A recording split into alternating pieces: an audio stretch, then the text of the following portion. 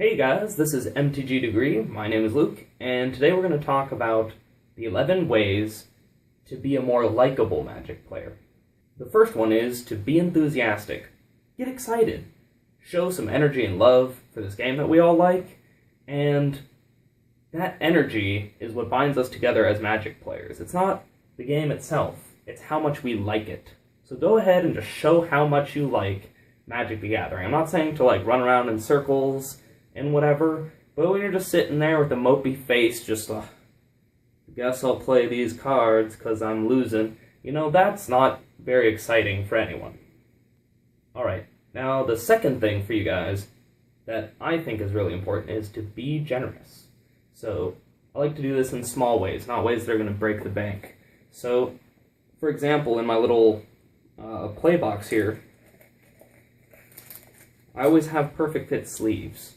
And if someone ever pulls an awesome foil mythic, or just a pretty good card, then I will give them a perfect fit, and by showing respect for what they own, you're showing respect for them, because you care about them. The other thing that I like to bring is just a few dice. I personally don't use dice to do my life total, but if someone new is at the shop and they don't have one, then this is just a small gift that you get in every pre-release box, and they will remember. Alright, now number 3 reminds me a lot of number 2, but it's about even trading. So if you are trading with people, and you're always asking them to trade up to you, then they perceive it more as this business interaction where they really want this thing, so they're willing to do a trade that's kind of bad for them. Instead of both of you getting things that you want to build decks that you enjoy, right? And that's kind of the optimal, right? So try to not always require people to trade up to you. Kind of give them some of the generosity that they would like to see. So the next one is to play quickly, alright? So everyone else, and I'm not saying super quickly by the way, but everyone else wants to play Magic. So when you take 2-3 minutes taking your turn, the turn's not that complicated most of the time. And when you play slowly like this, then you're stopping other people from playing Magic, because they're essentially not doing anything during your turn if they have no way to interact with you.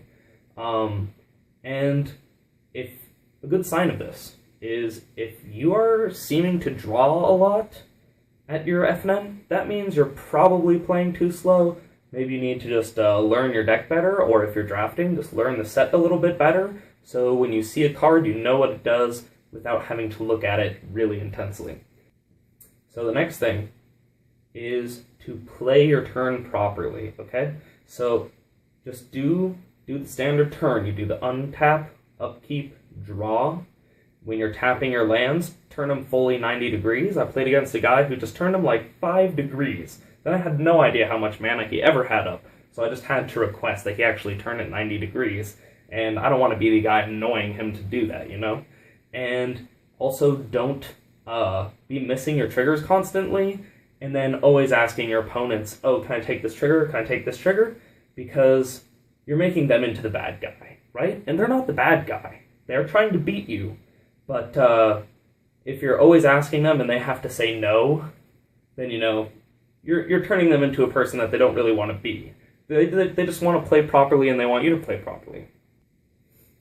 The next one is to pay attention during your match. And most people do, but I have seen a couple of people that are just having a total Snapchat or texting conversation while they're playing Magic, and this is kind of disrespectful to your opponent, because you're saying, oh, I am so good that I don't even need to have even a slight bit of attention to what you're doing or whatever, and it's just kind of rude. So go ahead and you don't have to turn off your phone, because I don't think anyone's actually capable of doing that, but just go ahead and ignore it during your match, and then between matches, if you're doing a best of 3 or such, then you can go ahead and check. But having just a full-on texting or Snapchat conversation, which I saw at the pre-release, and man, that was ridiculous, I felt bad for the opponent, is pretty ridiculous.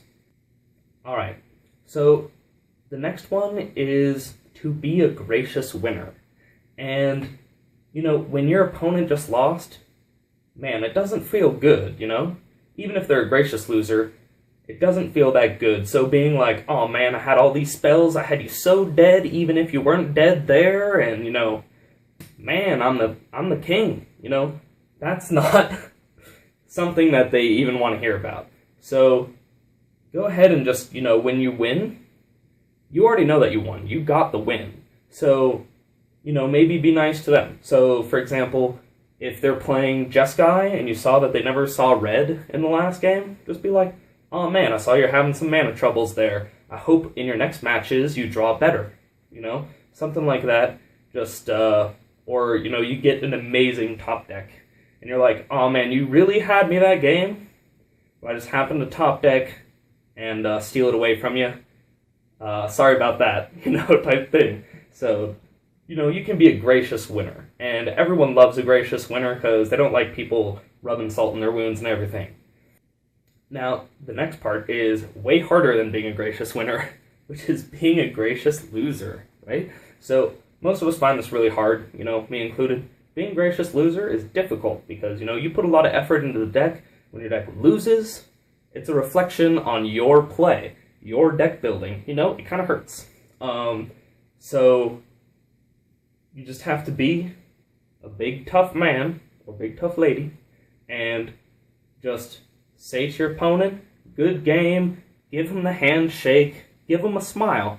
A gracious winner will give you a gracious loser.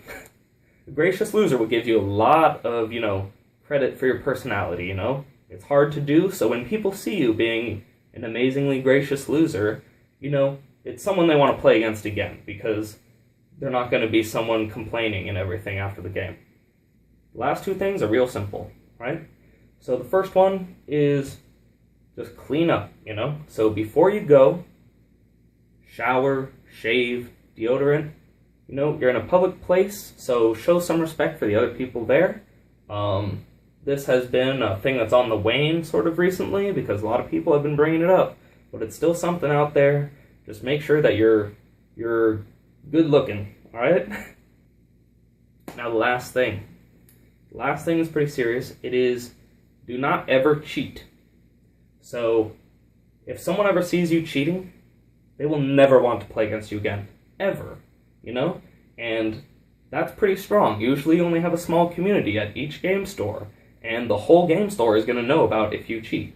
So don't ever bring any extra cards to the draft to pop into your pool or whatever, or even the small things. So if you just keep on shaving that life total, you're not keeping it completely correct. Sometimes you're taking one damage less. People might not be able to call it on you exactly, because it's very hard to count the full damage throughout a game, especially if both people are using dice. But they're going to feel it, They're going to get the feeling that you're cheating. And they won't want to play against you, even if they're not so sure that they're positively correct. Alright, well, this has been MTG Degree. My name is Luke, and be a good opponent, guys. And what's number 11 on the list, you ask? The answer is easy. Subscribe down below. Have a good day, guys.